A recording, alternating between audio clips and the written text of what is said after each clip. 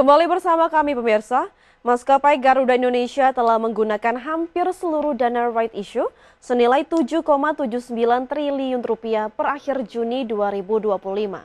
Dana ini akan dipakai untuk perawatan pesawat, pembelian bahan bakar hingga biaya restrukturisasi.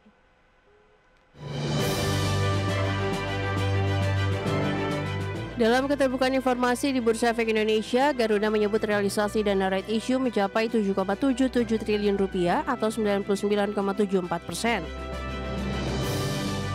Penggunaan terbesar dialokasikan untuk maintenance dan restorasi 3,6 triliun rupiah, pemenuhan maintenance 900 miliar rupiah, bahan bakar 1,73 triliun rupiah, biaya sewa pesawat 900 miliar rupiah, serta restrukturisasi 370 miliar rupiah.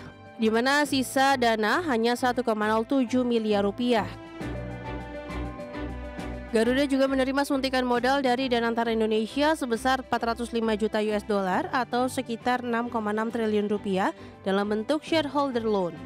Dana segar ini disiapkan untuk ekspansi besar termasuk rencana pembelian 50 hingga 70 pesawat Boeing tipe 737 MAX dan 787. Suntikan modal akan diberikan bertahap hingga 1 miliar US dollar jika kinerja Garuda terus membaik. Adapun manajemen Garuda menegaskan fokus pada pemulihan dan pertumbuhan setelah restrukturisasi utang. Dana digunakan untuk mendukung operasional, menekan biaya dan menjaga layanan penerbangan tetap stabil. Langkah ini diharapkan memperkuat posisi Garuda di industri penerbangan pasca pandemi. Berbagai sumber, IDX Channel.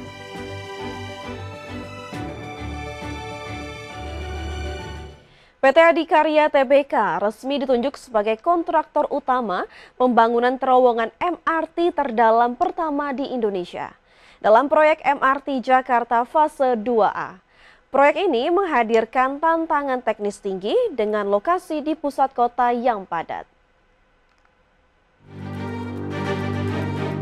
PT Adikarya melalui konsorsium Shimizu Adi Joint Venture mengerjakan paket CP202 MRT Jakarta Fase 2A yang mencakup pembangunan 3 stasiun bawah tanah dan 2 terowongan penghubung.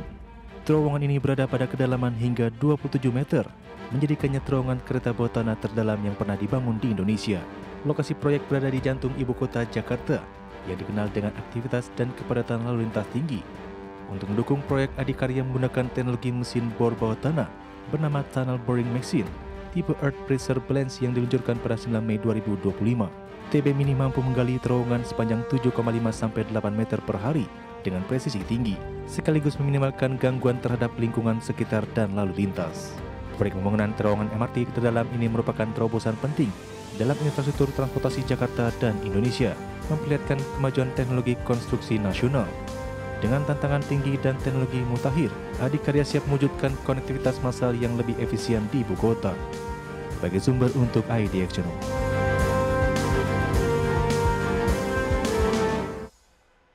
Pemirsa, PT Malindo Feed Mill Tbk, emiten unggas terkemuka Indonesia, semakin agresif menumbuhkan pasar ekspor produk olahan unggas meski menghadapi tantangan geopolitik dan kondisi pasar domestik yang melambat.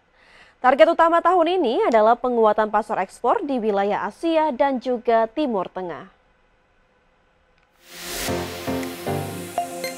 PT Malindo Feed Mill Tbk, emiten unggas terkemuka Indonesia, semakin agresif menumbuhkan pasar ekspor produk olahan unggas. Perseroan menyampaikan optimisme perusahaan untuk menumbuhkan kinerja ekspor. Tahun ini, Malindo menargetkan nilai ekspor mencapai sekitar 373.000 dolar Amerika atau setara 6 miliar rupiah. Walaupun angka ini masih relatif kecil dibandingkan potensi pasar, perusahaan terus mencari peluang untuk memperluas pasar ke berbagai negara baru. Tahun 2025 menjadi momentum ekspansi pasar ekspor Malindo Feed Mill termasuk ke Uni Emirat Arab dan Oman. Setelah memulai ekspor ke Jepang pada 2020 dan Singapura pada 2023, kini Malindo serius menggarap pasar Timur Tengah yang dianggap sangat potensial. Pada Juli 2025, Malindo telah mengekspor produk unggas olahan ke 4 negara yaitu Uni Emirat Arab, Oman, Jepang, dan Singapura.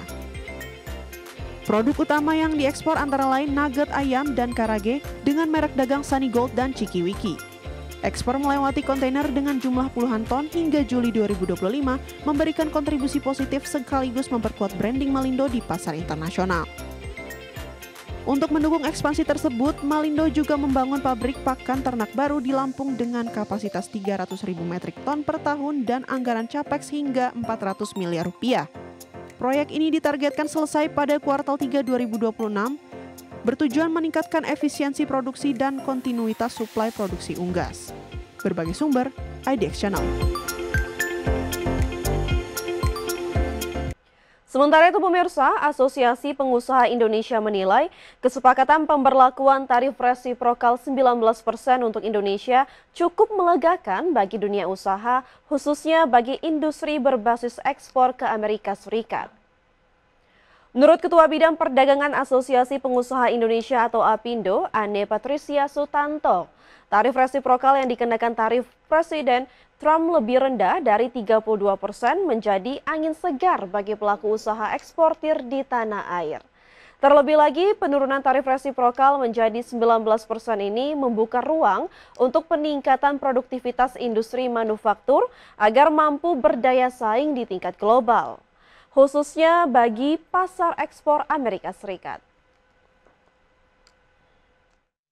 Untuk benar-benar melihat bagaimana supply chain atau ekosistem manufacturing di berbagai sektor, khususnya dalam hal ini kita melihat sektor padat karya karena itu sangat diperlukan oleh Indonesia saat ini untuk meningkatkan daya beli juga, untuk berbenah untuk mereduce, simplify regulasi yang bersifat membebani industri manufacturing di Indonesia.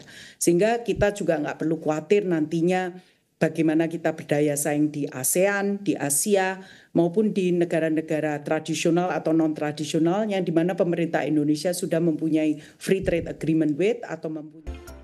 Pemirsa, dari informasi emiten kita beralih ke update IHSG sesi pertama tahun ini di tanggal 17 Juli 2025, di mana IHSG hari ini ditutup menguat 1,16% ke level 7.275,34. Adapun IHSG tadi pagi dibuka di level 7.229 dan sempat menyentuh titik tertinggi di level 7.289. Adapun 341 saham mengalami kenaikan, 211 saham mengalami penurunan, dan 246 saham stagnan atau tidak bergerak. Adapun saham-saham mengalami kenaikan tertinggi atau top gainers pemirsa antara lain